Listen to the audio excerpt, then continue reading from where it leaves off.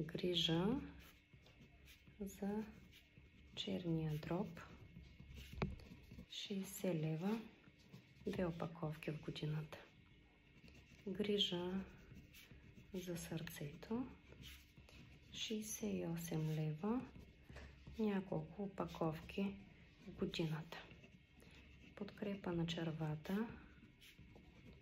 Долу-горе 35-40 лева, всеки месец по 10 дни.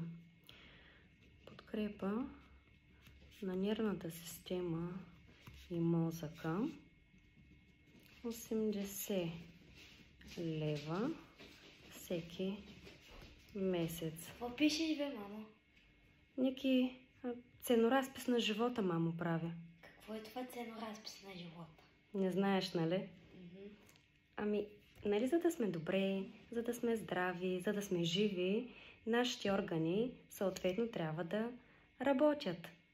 Да. И ето тук, от този ценоразпис, хората могат да си изберат на кой орган да заложат.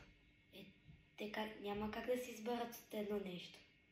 Да, Ники, прав си. Всичко е важно, но много често хората забравят, че трябва да се грижат за себе си отвътре и се сещат за това, за здравето си, само когато се разболеят.